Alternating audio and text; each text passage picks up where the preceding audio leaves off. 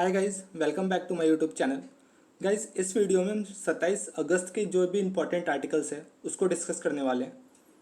तो हम daily basis पे अब करंट अफेयर्स को डिस्कस करेंगे। तो चलो स्टार्ट करते हैं आर्टिकल 1 से। सुजलम कैंपेन। तो जो सुजलम कैंपेन है ये किसने लॉन्च किया? तो इसको लॉन्च करने वाली मिनिस्ट्री का नाम है मिनिस्ट्री ऑफ जल शक्ति। इंपॉर्टेंट है। ये 100 दिन का कैंपेन है एज अ पार्ट ऑफ आज़ादी के अमृत महोत्सव।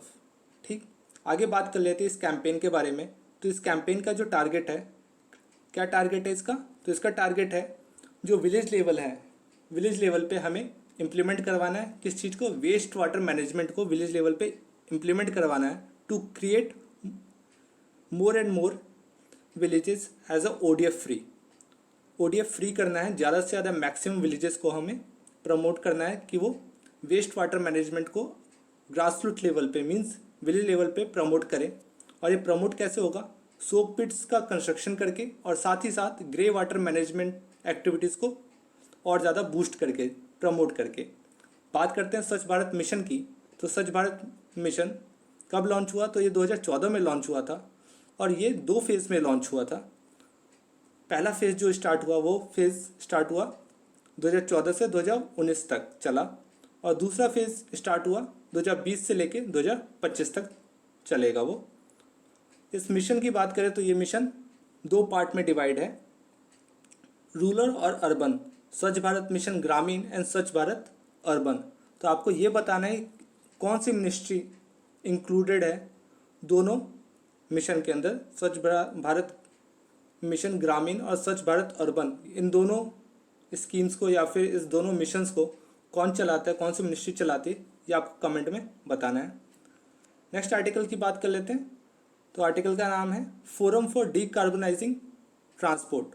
न्यूज़ में क्यों रहा है? न्यूज़ में इसलिए रहा है क्योंकि नीति आयोग और वर्ल्ड रिसोर्स इंस्टीट्यूट इन दोनों ने मिलके इस फोरम को लॉन्च किया जिसका नाम है forum for decarbonising transport in India.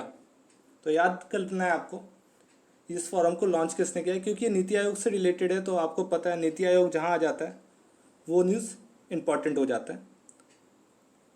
The forum is a part of NDCT transport initiative for India project. बात करें इस फोरम के एम की, तो इस फोरम का एम क्या है? To bringing down the peak level of green house emission in Asia.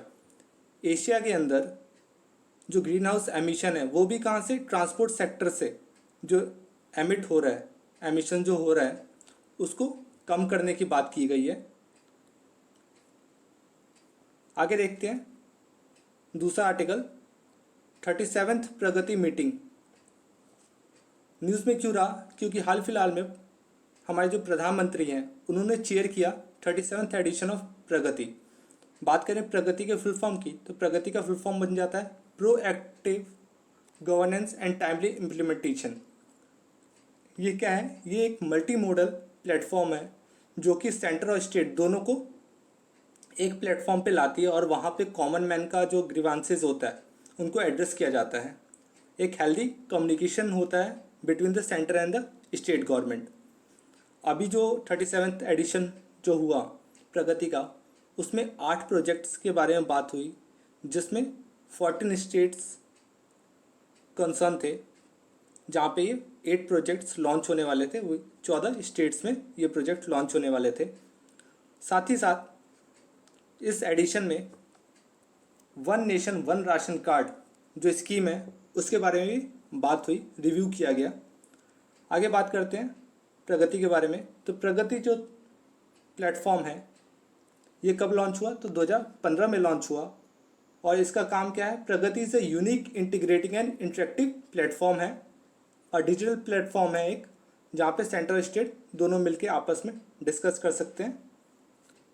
आगे बात करते हैं, it is a 3 tier system.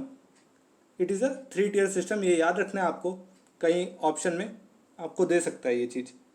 Which includes PMO, union government secretaries and chief secretaries of state. किसको किसको इंक्लूड कर रहा है? पीएमओ को इंक्लूड कर रहा है, यूनियन गवर्नमेंट के सेक्रेटरीज को और चीफ सेक्रेटरीज ऑफ स्टेट। तो इसलिए 3 टियर सिस्टम है ये। It is design by PMO with the help of NIC. PMO की टीम ने इसे डिज़ाइन किया with the help of NIC. Next article, KJ Alphons book accelerating India 7 years of Modi government. तो इस किताब का नाम आप याद कर लो, accelerating India 7 years of Modi government. Important किताब है ये क्योंकि मोदी जी से रिलेटेड है, इसलिए ऑथर का नाम भी आप याद कर लो, KJ अल्फोंस। आगे देख लेते हैं। दूसरा न्यूज़ हमारे पास है, Hisar airport rename as Maharaja Agrasen international airport. तो मनोहर लाल खट्टर जी हैं जो हरियाणा के चीफ मिनिस्टर हैं, उन्होंने हिसार एयरपोर्ट का नाम बदल के अब क्या रख कर दिया, महाराजा अग्रसेन इंटरनेशनल एयरपोर्ट।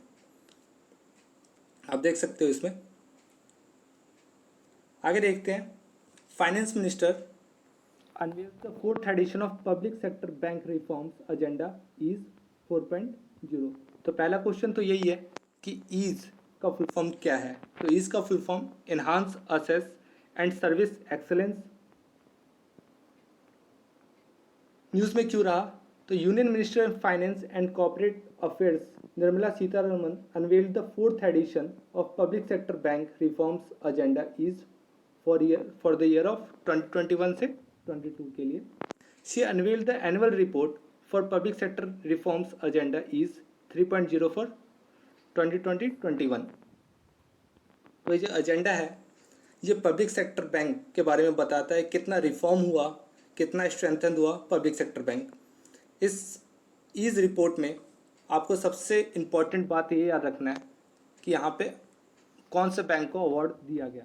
तो यहाँ पे State Bank of India, Bank of Baroda and Union Bank of India, इन तीनों बैंक को best performing bank of public sector bank reforms EASE 3.0 के बेस पे इनको अवार्ड दिया गया है। तो ये आपको याद रखना है। कौन कौन से बैंक हैं हमारे, SBI, Bank of Baroda and Union Bank of India, इनको best performing bank for PSB reform ease 3 के लिए अवार्ड दिया गया है। बात करें इस ईज एजेंडा की, तो ये लॉन्च कब हुआ, ये 2018 में लॉन्च हुआ। गवर्नमेंट और पब्लिक सेक्टर बैंक ने ज्वाइंटली इसको लॉन्च किया था। बात करें तो इसमें कितने एजेंडा की बात की गई, 4 एजेंडा की बात की गई। पहला agenda smart lending, second agenda 24/7 banking with resilient technology, third agenda data enabled agriculture financing and fourth one is collaborating with financial ecosystem. तो 4 एजेंडा है। चारों एजेंडा आपको याद करने की जरूरत नहीं है, बट ये याद होना चाहिए कि अवार्ड किसको किसको मिला है। आगे देखते हैं last article, film producer Pradeep Guha passed away. तो इम्पॉर्टेंट नहीं है इतने, फिर भी आप याद रखो, film producer Pradeep Guha passed away